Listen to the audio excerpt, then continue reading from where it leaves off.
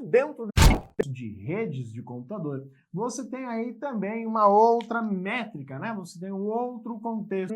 Dentro de redes de computador, você tem um universo chamado computação na nuvem. Então aqui a gente vai falar de cloud computing. O que é a computação na nuvem? Primeiro passo é entender que a computação na nuvem não é algo novo, tá? Quando fala em computação na nuvem, ou cloud computing, ou simplesmente cloud, tá? Você tem um conceito, uma ideia, melhor dizendo, que já é um reuso na base da informação para utilizar as coisas, não é mesmo? Então a computação na nuvem ela é a base disso. Mas antes de mais nada, você tem que lembrar que é a expressão direta, ainda mais você que vai fazer aí provas que envolvem inglês para a nuvem. Ela é a iconografia que representa quem? A nuvem é justamente o ícone que representa para você a internet. E aí que está o ponto. Quando você fala computação na nuvem, você está falando em computação pautada, baseada na internet. Ah, legal. Só que tem muitos conceitos relevantes a respeito da computação na nuvem. Vamos começar falando algumas das suas características. Melhor, antes de falar nas suas características, vamos pegar a fundamentação, a ideia original. Então, vamos pegar assim a inspiração. A computação na nuvem é inspirada na computação por mainframes. Computação baseada em mainframes. Baseada em mainframes. Legal, mas o que é um mainframe? Mainframe é um supercomputador. Então, mainframe, ele é tomado, é definido como um supercomputador. Computador.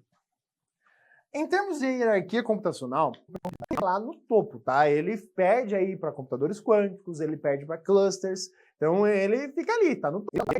Os computadores de usuário estão lá na reba do negócio.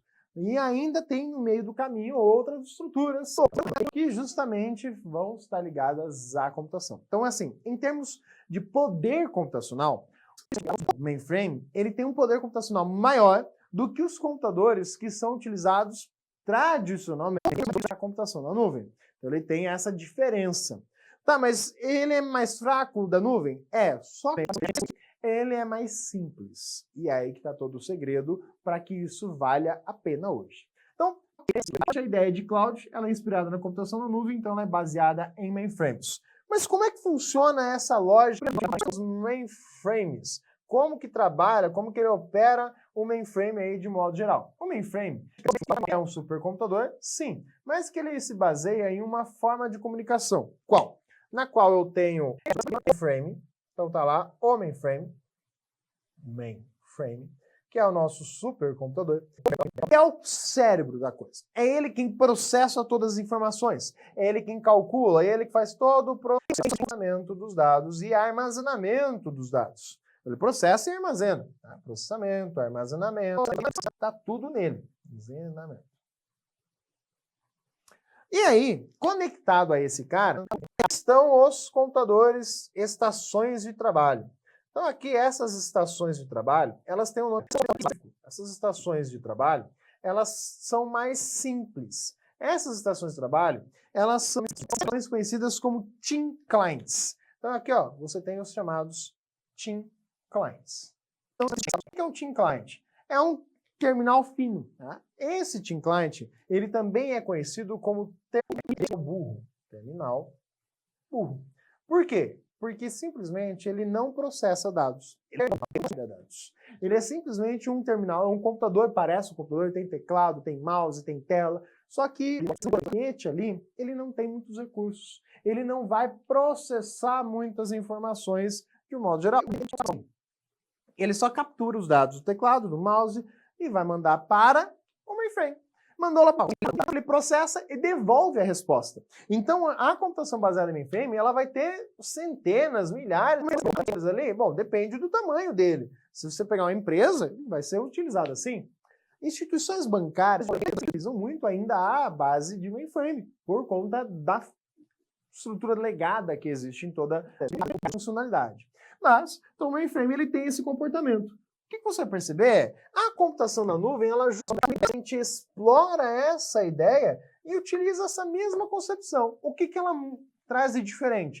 Na computação na nuvem, a nossa diferença é o computador que está ali. Em vez de ser o mainframe, a gente vai usar computadores que são utilizados para serviço de página web, servidores web como outros quaisquer. Então, eu mudo essa tecnologia? Sim. Aqui a gente está simplificando, nosso tempo é curto, mas o que você vai perceber? Que há uma evolução toda necessária aí, em termos de tecnologia e de computação, em que a conexão com a internet ficou mais acessível e mais barata ao passar dos anos.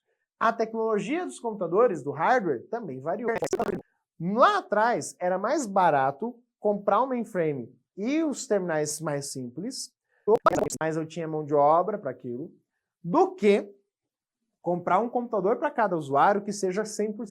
Era muito caro, não era muito caro o espaço para o armazenamento. Com o passar do tempo, isso aqui se tornou caro porque os desktops se tornaram baratos. Então era mais barato, em vez de comprar um terminalzinho burro, comprar um computador, uma estação de trabalho já completinha. Passou para soluções locais. Legal? Mas depois de um tempo, a gente pega hoje o computador com 500 GB de HD. E a maioria dos funcionários não usa os 500 GB de HD de um computador. Então você está sobrando recursos. Como usar da melhor forma possível e até poder estar utilizando um negócio mais potencializado às versões novas, tecnologias novas. A gente olha para a nuvem como uma proposta. Por quê? Eu posso fazer isso aqui de novo, da intranet, dentro da minha rede privada, só que de uma maneira diferente. Então vamos olhar cada um desses conceitos. Primeiramente, vamos falar aí da computação na nuvem e as suas características. Então, características da computação na nuvem. Computação na nuvem. Bom, quando você fala em computação na nuvem, simplesmente ela não precisa de instalação. Então ela não depende, não é necessário instalar. Quando a gente coloca isso aqui, cuidado com a maldade das questões. Eu não preciso o quê? Nada. Tá? Simplesmente basta ligar o computador, acessar o navegador e fazer o que você quer. Por quê? Quando você fala na computação na nuvem, ela vai ser dada para nós como um serviço. Um serviço. Essa é, talvez, uma das bases mais importantes. Porque o que você usa quando você usa na nuvem é nada mais do que um serviço. É isso que você está acessando. Ok? Então não precisa instalar. Ai, professor, mas eu preciso do sistema operacional. Mas você não instala. Para ter um computador mínimo utilizável, já está ali o sistema operacional. Do contrário, você não tem computador para usar. Tem lá um pedaço de hardware que está ocupando espaço num canto. Tá? Então, para que ele seja minimamente funcional, está lá o hardware todo operacional e o sistema operacional instalado. Ai, professor, mas e o navegador?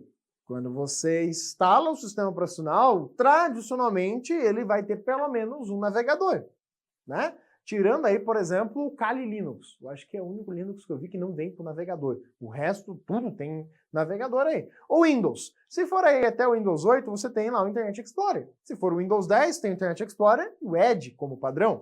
Você vai pegar ali o Linux. Normalmente você vai ter lá um outro navegador que é o Google Chrome ou a sua outra versão, que é o Chrome 1. Então são outros navegadores, cada um tem o seu. Os Chromebooks que vem lá com o Chrome OS, tem o Google Chrome como navegador, a gente usa aqui no estúdio, inclusive. Então, você tem aí a ideia de, precisei instalar? Não. Ah, mas eu instalo o Google Chrome no Windows. Ah, você instala porque o Edge e o Internet Explorer são uma bosta, por isso que você instala. Mas não precisa, basta ter acesso à internet. E aí, justamente, a única, talvez, dependência, tá, é do serviço. E, claro, ele se desdobra de algumas maneiras. Então, depende de acesso à própria nuvem. Depende de acesso à internet. Essa é uma das dependências que a gente tem quando a gente fala na computação na nuvem. Eu tenho que ter acesso à internet, senão não vai funcionar. Só que eu também dependo do serviço, né? Então, dependo do serviço que leva à internet. Então, depende do serviço. Quando a gente coloca aqui que depende do serviço, eu dependo de quem está provendo o serviço.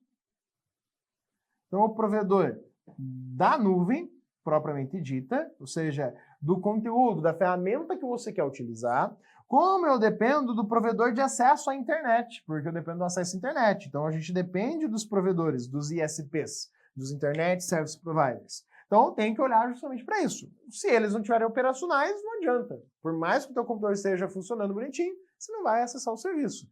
E essa aqui é uma das características, talvez, que seja mais relevante para que algumas instituições falem: não é interessante a gente usar a solução da nuvem. Não tem como a gente fazer isso aqui, que é o mainframe do jeitinho mais barato? Tem. Como você fazer? Você vai estar utilizando aí a estrutura da nuvem privada. Então, antes de chegar lá, tem que entender primeiro as características da nuvem de modo geral. A nuvem, falando em nuvem agora principalmente em termos de característica, ela é uma estrutura elástica. Então, a nuvem ela é elástica? Ela é elástica. O que significa dizer que a nuvem é elástica? Significa que ela consegue ampliar o seu serviço e retroceder com rapidez. E pode também ser dita como dinâmica. Isso aqui aparece para você sobre uma perspectiva. Eles vão lá e dizem para você o seguinte: olha, a nuvem ela é pay-per-use. O que significa dizer pay-per-use? Quer dizer que ela é paga pelo uso. Então, paga pelo uso. Como se paga pelo uso? Aí vem uma maldade. Muitos serviços que a gente vai olhar e conhecer, eles são gratuitos? Não. Tem algum serviço que é puramente gratuito na internet? Não. Você tem uma amostra. Você tem uma breve vislumbre da coisa. Uma pincelada do negócio. É isso que você vai ter ali. Então, por mais que você fale, o Google Docs é de graça. Mas ele é uma amostra. Tem limite de espaço. Se você precisar de mais, você vai ter que pagar. Eu tenho lá tal recurso. Se você precisar de mais, você vai ter que pagar. Você tem a amostra grátis. Então, muito cuidado com isso. Você fala assim, a essência, a natureza da nuvem é ser algo pago, mas que possui amostra grátis. Então, possui amostra grátis na maioria dos serviços. Amostra grátis. E ainda tem serviço que nem amostra grátis. Por exemplo, o Dropbox. O Dropbox, a amostra grátis dele é tipo assim, o cheiro do negócio. Porque ele limita o espaço consideravelmente. Houve épocas que ele tinha uma política de propaganda, ele dava um pouquinho mais de lambuja pra galera. Mas hoje em dia ele está bem limitado. Então tem aí serviços em que a amostra mesmo não tem muitas coisas não. Ele é quase que mercenário e vai tudo cobrado ali para você. Então, cuidado com essa característica. Por quê? Quando a gente diz que ele é pago pelo uso, eu consigo tornar o negócio muito dinâmico. Por isso que as duas características estão amarradas aí. Quando você pega assim um serviço de nuvem, pensa numa banca de concurso. Que ela vai ter o seu serviço aí todo hospedado em algum lugar. Ela sabe, já por história, que toda vez que ela vai divulgar o resultado de um grande concurso, a demanda por acesso é absurdamente alta. Você contrata serviços da internet de modo geral, como o próprio serviço da Amazon, né, o AWS, assim por diante. Você contratou esse serviço, você define lá vários parâmetros. Dentre esses parâmetros, quantidade de dados que vão passar por minuto, fluxo de dados, a quantidade de acessos que você tem, velocidade que você vai ter e quantas conexões, né, ao todo você vai suportar nesse processo. Então, se contrata algo já de acordo com a sua necessidade. Aí, de repente, você fala, putz, no dia que sair o resultado, aquilo que eu contratei não vai dar conta. Eu preciso de mais. Como? Chegar lá e negociar com o serviço e falar, olha, naquele dia ali, naquela semana, tem como aumentar o desempenho, aumentar a capacidade, voltar?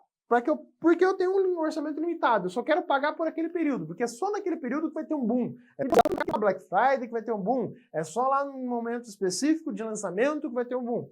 Aí, legal. Então, eu consigo fazer isso. Claro, depende muito do provedor da nuvem. Cada um oferece da sua maneira. Mas a maioria deles, principalmente para mais baixo nível de contratação, eles vão oferecer para o usuário essa possibilidade de aqui, dizendo, olha, eu quero personalizar, eu quero comprar algo por um período maior. Vamos pegar um exemplo bem simples. Armazenamento da nuvem. A gente tem aí várias ferramentas, vários serviços. Eu, por exemplo, tenho do Google e tenho da própria Microsoft. Claro que o da Microsoft tem mais espaço. Mas pega, por exemplo, o Google. O meu e-mail do Google, o e-mail @, ele foi criado na amostra grátis. Na amostra grátis, o Google oferece lá 15 GB de grátis para você juntar arquivos no Drive e dados do e-mail. Só que imagina, todos os anos que eu sou professor, arquivos eu já enviei, já recebi de materiais nesse e-mail. Então, para poder mandar o e-mail, eu cheguei num dilema, porque eu já usei os 15 GB. Então, putz, e agora? Se a tua caixa de entrada está cheia, eu quero mais e-mails. Então, para poder manter minha caixa de entrada funcional, sem apagar esse histórico todo que eu tenho dentro do meu e-mail, eu tenho que fazer uma coisa, pagar. E o Google cobra, em média, R$ 7,00 por mês para liberar 10 GB de espaço. Pô, R$ 7,00 por mês é bastante. Comparado a outros serviços como o da própria Microsoft, é um serviço mais caro, mas legal. Só que imagina assim, pô, e se eu quiser parar de pagar? Eu tô com 15 GB é o gratuito. Eu tô ocupando, sei lá, 70 GB. Considerando os 15, tá? Então, ó, eu tenho 70, eu pago por 100.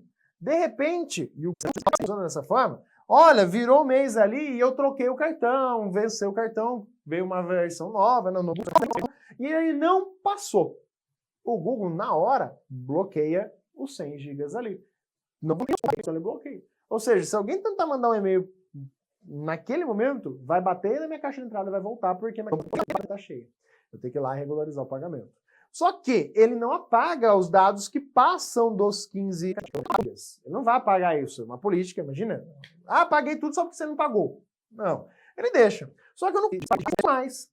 Eu não consigo alterar aqueles que estão ali dentro. O que eu consigo fazer é apagar. Eu vou apagando, apagando, apagando. Só vou conseguir novos arquivos ou alterar os arquivos que estão ali dentro depois que eu apagar o suficiente para que eu ocupe menos do que os 15 GB que estão lá disponíveis. Então essa é a mecânica que ele trabalha como regra para ele, como prestador de serviço. Mas expressando essa ideia de dinâmica, essa ideia de elasticidade que o serviço oferece para você. Então, a ferramenta aí do Google, o serviço do Google, em termos de armazenamento de dados, ele proporciona esses elementos práticos aí. Então, muito cuidado com essa regra. Também pode ser dito aqui, uma outra palavrinha-chave que pode aparecer para você, nessa ideia de pago pelo uso e tudo mais, é dizer que ela é mensurada. Então, ela é mensurada nesse sentido. Agora, olha só. Já que a gente está falando de custo, quando a gente fala em nuvem pública, tá, expressamente ela, nuvem pública, é porque, na verdade, acontece o seguinte. Se a gente só fala nuvem, é implícito que você está falando dela pública. Por quê? É só quando você fala em nuvem privada, nuvem híbrida, etc., que você vai estar considerando uma situação distinta. De modo geral, falando nuvem, você está pensando nela publicamente. Por que é importante enfatizar nessa ideia? Porque a nuvem, quando você considera ela de forma pública, ela é vista como uma opção mais barata. Ela é uma solução mais barata. Solução mais barata. Mais barata em relação a quê? Ela é mais barata em relação à nuvem privada, em relação à nuvem privada,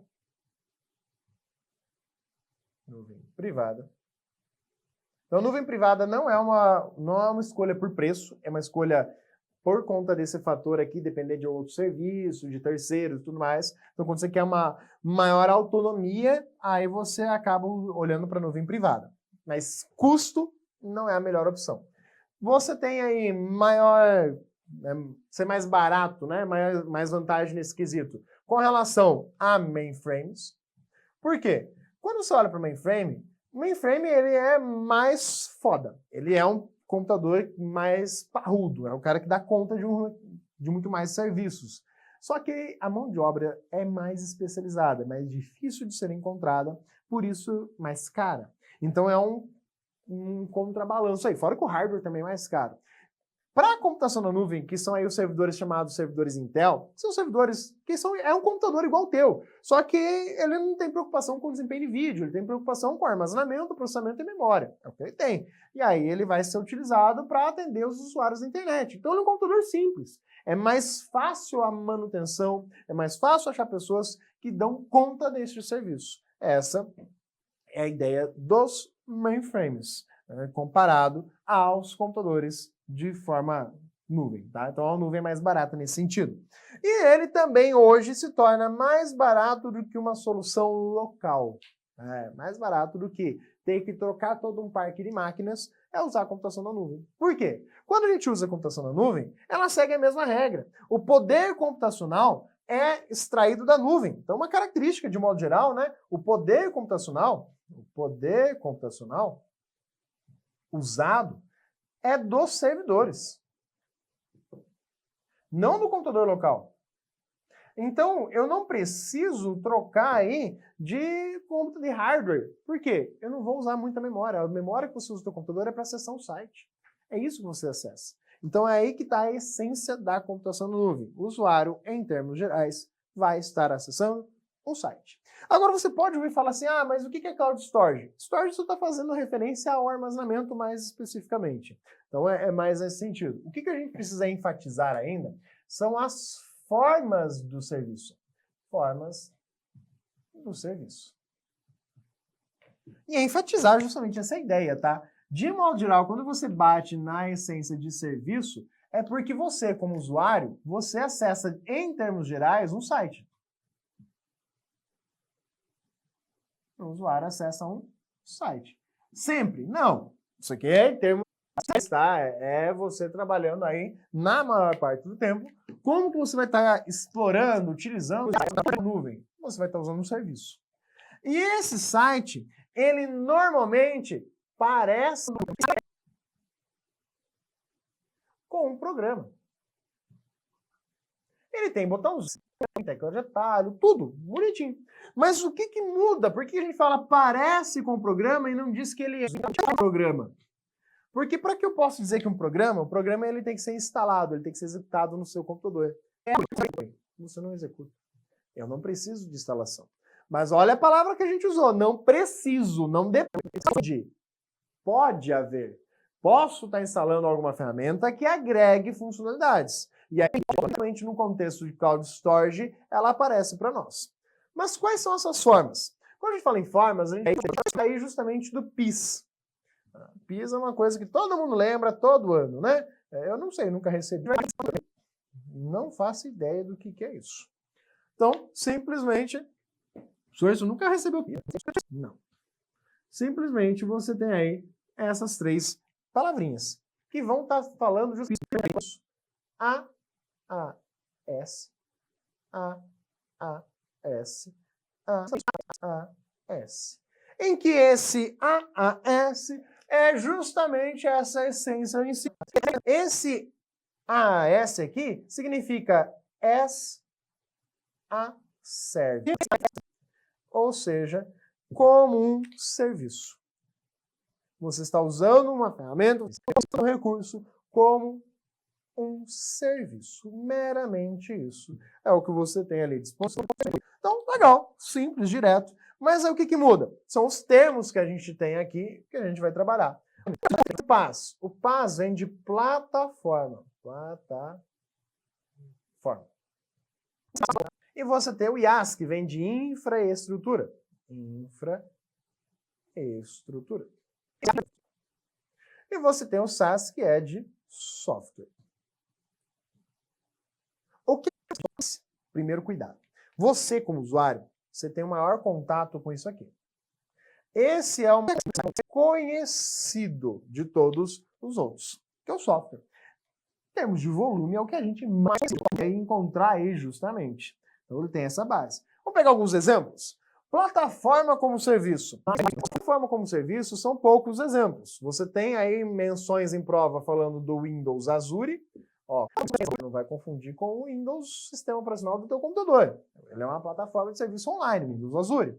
Tem outro que é mais interessante para quem quer conhecer e tudo mais, a ideia de nuvem, em termos de plataforma, que é o IaaS.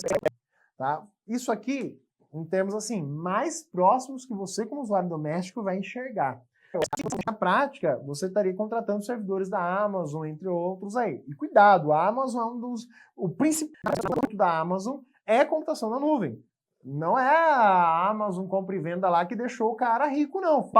Essa parte. Tá, aquilo lá ajudou também, tal. Foi o começo da coisa, foi aí o projeto, mas o que deixou ele foi essa parte aqui, de computação na nuvem. E ela oferece os três, tá? A Amazon tem serviço nas plataformas. Então, você vai acessar lá e vai escolher o que você quer e tudo mais. A infraestrutura, que é a base dela, né? Então, aqui vamos colocar diretamente o Google, a Amazon, como principais exemplos, né, de infraestrutura, mas tem outros. Agora, o grande leque está aqui. Na parte que você tem maior. Quem está aqui nessa listinha aí, basicamente? Bom, como software como serviço, você vai pegar aqui o Office 365, talvez como um dos exemplos mais citados em questões. O Google Docs, embora não mais tão tratado com o nome Google Docs, porque tem ele dentro de outras estruturas, né? O Google Docs hoje é dentro do Google Disco, também chamado de Google One ou Google Drive. Então, Google Drive, Google Disco ou One, tá? O Google está usando essa referência para tentar justamente olhar com o concorrente dele, tá? Que é quem? Você tem lá o que era o antigo SkyDrive, cuidado com o nome, porque tem questãozinha de prova que bateu justamente nisso. Era SkyDrive e não tinha R. Então esse nome ele passa a ser chamado OneDrive.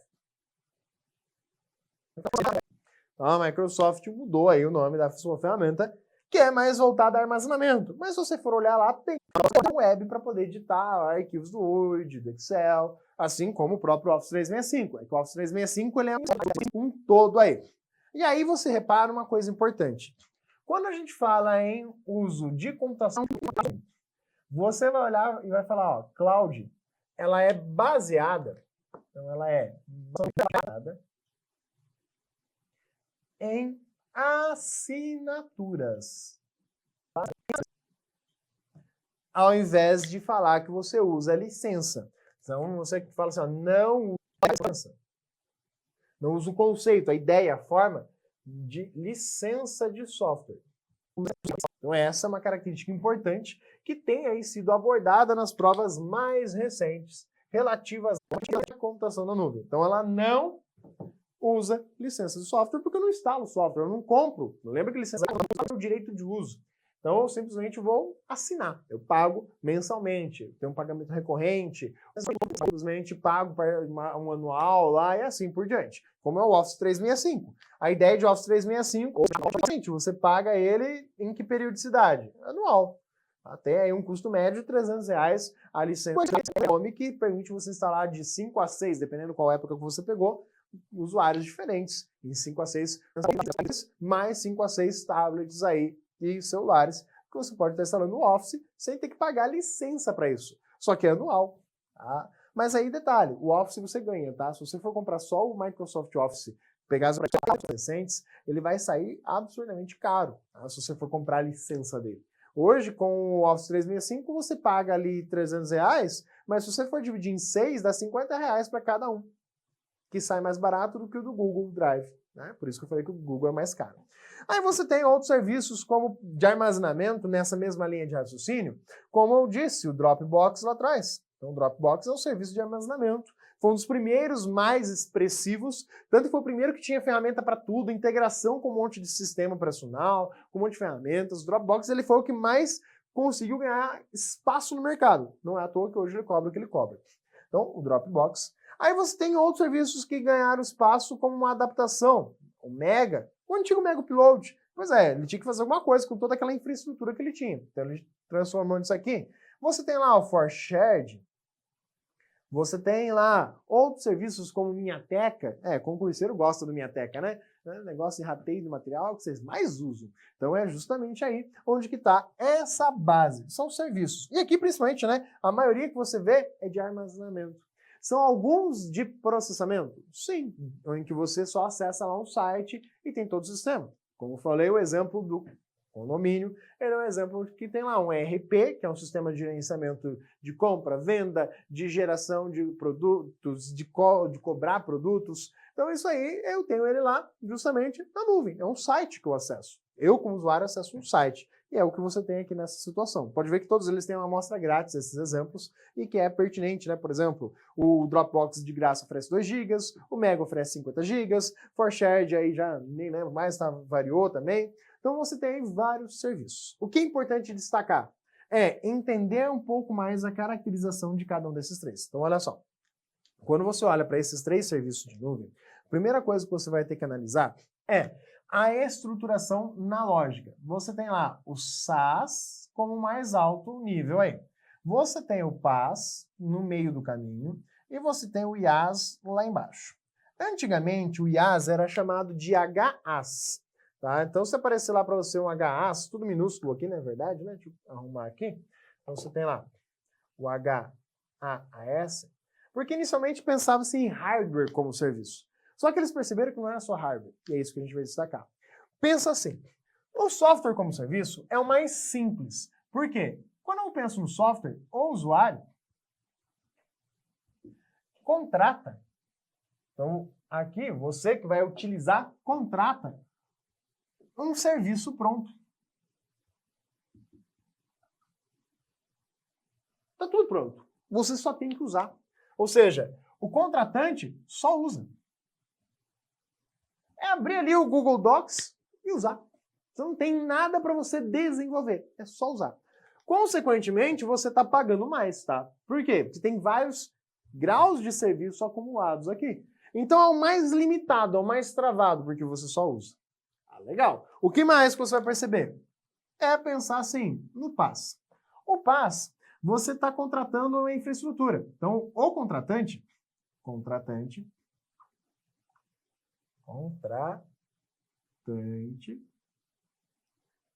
vai pagar por um serviço que oferece para ele algumas estruturas básicas, mas que ele vai ter que instalar. Então, o contratante precisa desenvolver as suas ferramentas. Tanto que vem aí umas questõezinhas mais recentes falando assim, olha, o contratante, ele é o cara que trabalha com o desenvolvimento, né? Quem contrata o PaaS é para desenvolver, para testar os seus softwares. Então, ele precisa desenvolver. Por quê? Ele vai receber, né? Ou seja, o contratado, entrega, pronto. O sistema instalado, entrega o sistema operacional, que vai estar instalado quanto atualizado. Então, instalado e atualizado.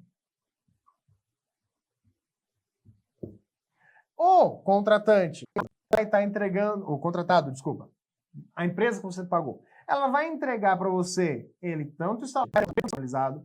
Ela vai se preocupar com a segurança desse ambiente. Legal. Então, você, quando paga por esse serviço, você paga para desenvolver, porque senão é só o sistema operacional, tipo Windows Azure e tal, ele atende uma demanda, mas no geral é para você criar algo. Então pode acontecer o seguinte, eu vou lá, contrato um serviço de PaaS, desenvolvo uma ferramenta e vendo para você esse serviço, tá? Serviço. Então você vai acessar o site. Então eu estou pagando uma estrutura, acrescentei isso e vendo para você, obviamente, por um valor maior, para contrapartida aí. Então a essência é que você está contratando, já tem algo pronto, só que isso aqui é meio travado, meio engessado. Por quê?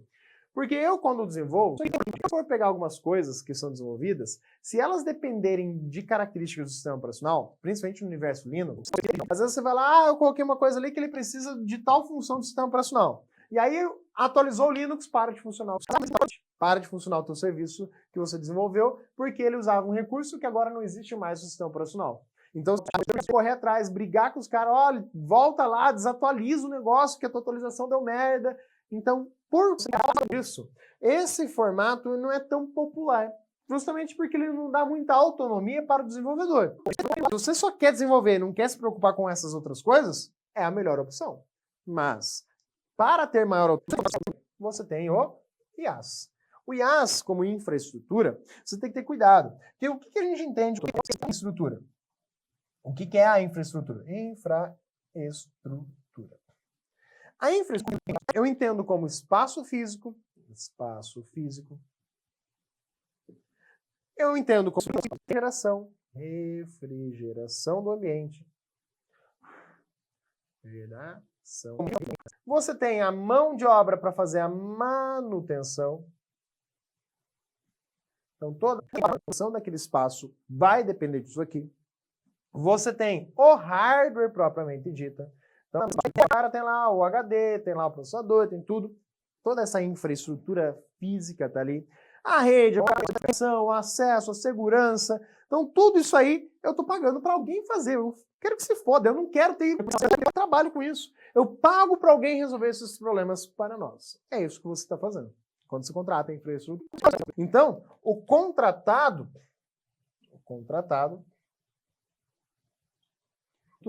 se preocupa com a infraestrutura, enquanto que o contratante, ou seja, quem usa esse serviço, quem busca esse contratante, precisa, para começar, instalar o sistema operacional. Ele precisa instalar sistema operacional, mas ele tem autonomia para dizer, olha, quando eu instalar, qual sistema operacional eu quero instalar. Tá, na estrutura do PaaS, você até consegue falar assim, ó, PaaS, eu quero contratar com o sistema operacional Windows, quero contratar com o sistema operacional Linux, quero contratar com o sistema operacional Windows. Eu consigo fazer essa segregação, mas aqui eu tenho autonomia para dizer quando, de fato, eu vou instalar e tudo mais. Então, eu vou ter que instalar, eu vou ter que manter atualizado, atualizar. Como contratante, eu tenho que me preocupar com a segurança do ambiente. Então, perceba que começa a aumentar a sua demanda de tarefas. Se você contratar isso aqui, você paga por algo mais barato quando você contrata o PaaS do que quando você contrata o SaaS, por razões simples. Quando você contrata essa estrutura, ela é uma estrutura que vai agregando serviços. Então, o IaaS é o mais simples, mas você tem que fazer um monte. O PaaS eu tenho uma parte pronta. Está tudo pronto, é só usar. Você não precisa desenvolver nada. E além disso aqui, você só vai ter o quê? Se você só instala, você criou esse ambiente. Então, se você quiser mais, você ainda vai precisar o quê? Desenvolver também. Agora vem a questão lá de prova disso. Qual desses ambientes é o que você contrata para desenvolvimento? Você vai bater nesse. Esse é o que você vai dizer, olha, esse aqui é o que eu contrato com o intuito de apenas desenvolver. Agora, se ela falar desenvolver com uma maior autonomia, aí você vai bater no IaaS, porque daí você vai ter essa maior autonomia no desenvolvimento das tarefas. Então tá ali essa situação. Legal, mas aí você tem que analisar o seguinte, isso aqui é a estrutura, ok? Aí a gente falou da nuvem privada. Legal. Nuvem pública, tem que olhar para a nuvem privada. A pública é o quê? Baseada na internet. Quando a gente muda para o contexto privado, se a gente está falando em rede, quando a gente fala em rede privada, a gente está justamente na intranet. Então, o que muda? Quando eu falo em nuvem privada, se eu pegar e contratar um servidor de um terceiro, né, de uma empresa, de uma Amazon, do Google da vida, que está lá na internet, que tem servidor na Sibéria, tem servidor na Rússia, tem tudo quanto é canto do mundo, simplesmente eu estou pagando por esse cara que está oferecendo serviço para você. Mas eu tenho aquele problema. E se o cara parar de fazer aquilo lá? Se ele descontinuar o projeto, se ele mudar alguma coisa? Então, eu não quero ficar dependente daquilo. Fora que a minha conexão com a internet não é lá grandes coisas. Meio lenta, vive caindo, oscilando. Então, eu não tenho muita confiança em quem vai estar acessando esses dados. São dados muito sigilosos. Tem como aumentar a segurança nesse sentido? Então, esses são todos fatores que levam justamente a decisão por uma nuvem privada. Porque, como a gente viu, ela é mais cara, tá, do que a nuvem pública. Por quê? Porque quando eu falo em nuvem privada, toda a infraestrutura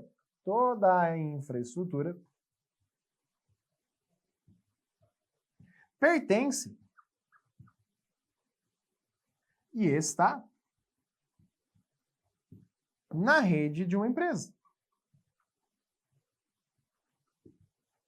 Ou pertence a uma empresa, né? Então, simplesmente a estrutura pertence a essa rede dessa empresa é particular, é privada, está no âmbito dela fisicamente. Então essa empresa vai ter que comprar todo o hardware. Então a empresa compra o hardware, ela tem que gastar com isso. A empresa, ela vai ter que dar manutenção. Ela vai ter que atualizar. E aí ela pede uma coisa, a elasticidade. A praticidade ainda existe, tá? Ela é simples, a lógica, toda a tecnologia ainda é a mesma. É pegar literalmente todas aquelas noções, tecnologias, protocolos, regras, padrões, implementação e tudo mais e colocar dentro da nuvem privada, em vez de usar o mainframe. Então eu uso computação baseada em nuvem. E aí o problema é esse. Ah, eu preciso aumentar o espaço. Se tiver HD sobrando ali, tudo bonitinho pronto, ok, faço. Mas e se está já no limite? Porque se você quer aumentar, porque está no limite. Você vai ter que pagar para comprar hardware, vai ter que instalar esse hardware. Então, aqui, a dinâmica, a elasticidade é um pouco perdida, tá? A praticidade continua. É prático, é mais fácil fazer essa forma de manutenção do que usar aí soluções locais puramente, né? Servidores locais de modo mais específico. Mas ela tem um probleminha ali que é o custo. Então, ela traz todo esse custo, mas ela traz maior segurança em controle de acesso aos dados. Aí a nuvem híbrida? Ué, quando você mistura a coisa. Quando você pega uma instituição que usa para oferecer os seus serviços tanto algo que ela fala, putz, eu quero restringir, mas não é tudo do meu serviço que eu quero restringir, é só alguma parte, só alguns dados que eu quero ter um maior controle. O resto do serviço é mais tranquilo. Então eu posso fundir essas duas estruturas. O usuário não percebe que ele está acessando conteúdos que estão em lugares diferentes, tá? Você, como usuário final, você só vê lá, é um site igual. Mas internamente, parte das estruturas da nuvem híbrida, ela está pegando de uma nuvem privada, que são aqueles mais restritivos, e a outra parte do serviço está sendo processado e analisado na nuvem pública. É exatamente dessa maneira. Aí vem lá os conceitos de nuvem compartilhada. O que é nuvem compartilhada? Ah, é a galera que vai lá, faz uma vaquinha e contrata o serviço, em vez de ser toda para uma empresa, você vai lá em 10 e cada um usa um pedacinho. Tá? É um conceitinho tipo a adaptação da ideia. Mas robusto em termos de contexto, de fato, de empresas e tudo mais, você vai estar trabalhando mais com a ideia de nuvem privada e nuvem propriamente dita, que é a nuvem pública. Então esses são os conceitos, né? Ah, e nuvem comunitária? É uma variação da nuvem pública, não tem muita diferença não. É só o grupinho ali, de modo geral, tá? Então, só atenção a essa essência que é a computação na nuvem. Beleza? Tranquilo? Entenderam?